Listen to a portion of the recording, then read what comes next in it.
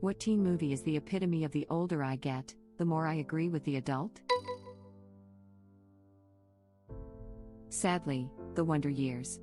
I always couldn't believe the dad was real, with his pissed-off attitude from work. Now I understand. I'm maybe a year or two older than Fred Savage, Kevin Arnold, and looked a ton like him, at that age, so he was like a weird alter ego when the show was originally airing. Now, married with 2 kids, my first reaction to anything is the dad's go-to line, "How much is it going to cost me?" Metamorphosis complete. I watched 16 Candles recently and I now do not approve of Samantha going anywhere near Jake Ryan.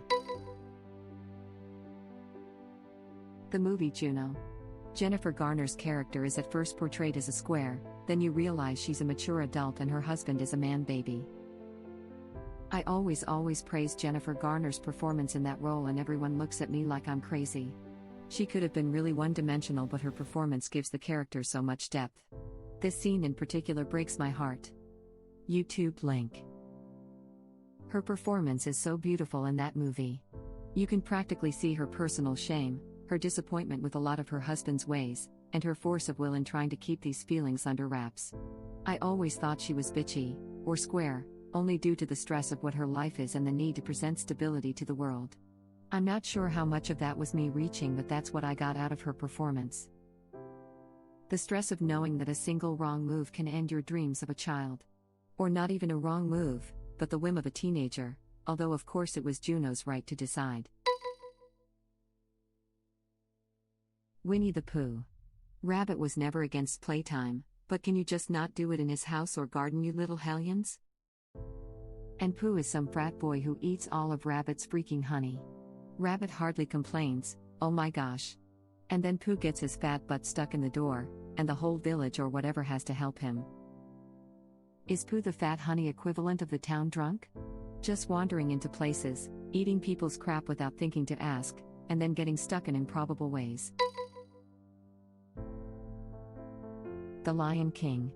Oh, I thought Zazu was just an old fun killer. What do you mean, Simba can't be king? Why would you prevent the kids from going where they want? As an adult and father, I'm 100% Team Zazu. Edit. Wow, thanks for the awards and answers. Some folks pointed out Lion King isn't a teen movie, and you're right. I guess I got carried by the replies and wanted to share the revelation I had about Zazu when revisiting the movie 25 years later with my daughter. Sorry for having drifted away from main topic. Thanks for your answers, always nice so share with people from across the world. Even as a kid I knew Zazu was the man. They only survived the hyena attack because he tattled to Mufasa. American Pie. As a new father, I hope to be like Jim's dad when my little one is a teenager. Caring, loving, and a complete embarrassment to them. Dude, Jim had the most chill dad ever. He literally walked in on his son effing an apple pie on the kitchen table. What was his reaction?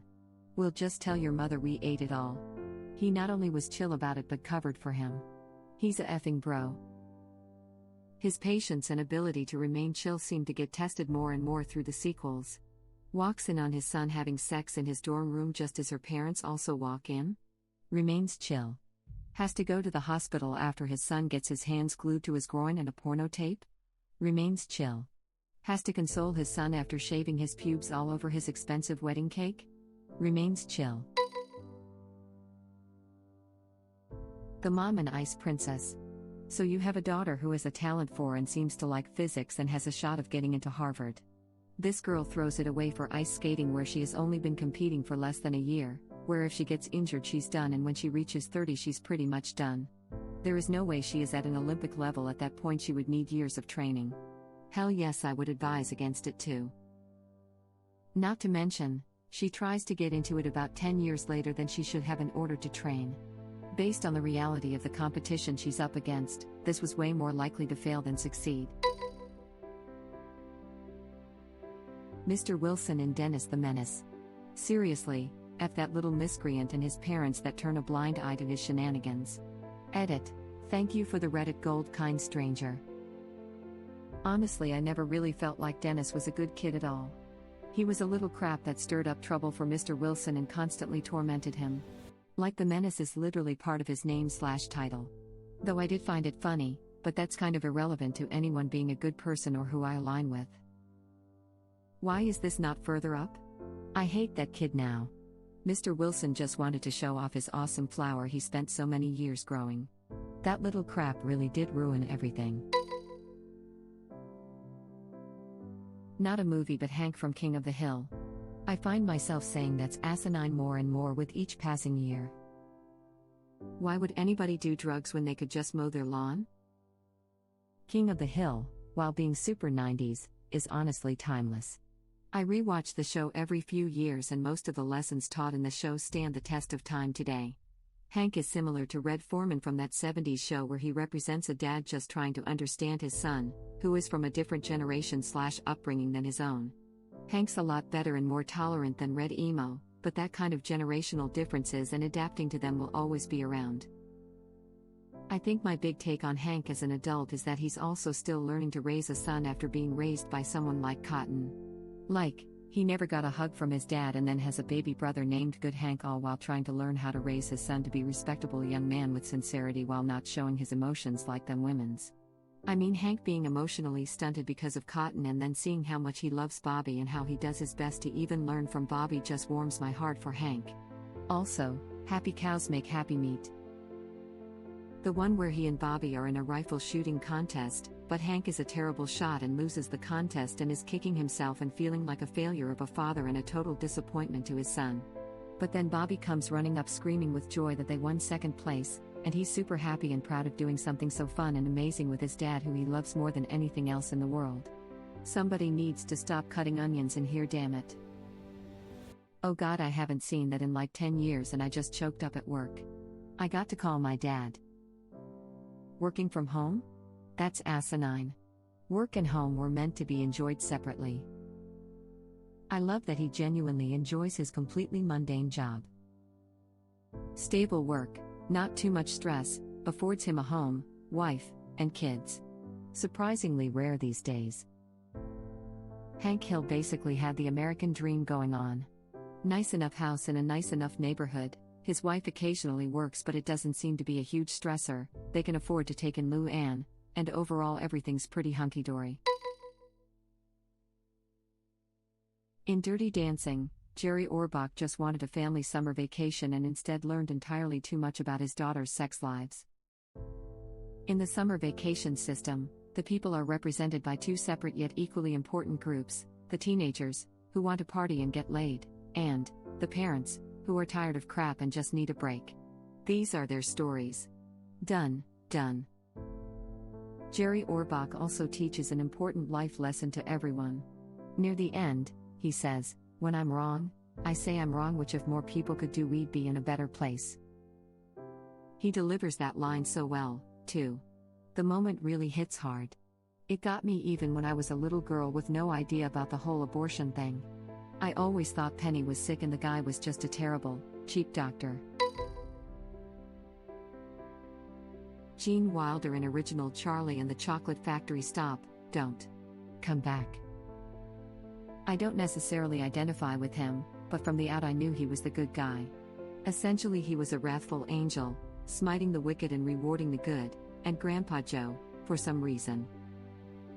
Gene Wilder on the very first moment you meet Wonka. After getting the script from the Mel Stewart, the director, I said, "It's very good, but something's missing. If I play that part, I want to come out with a cane and then there's something wrong with my leg and come down the stairs slowly and then have the cane stick into one of the bricks that are down there and then get up, start to fall over, then roll around and then they all laugh and applaud." He asked, "What do you want to do that for?" I said, "From that point on, no one would know if I was lying or telling the truth." Rugrats.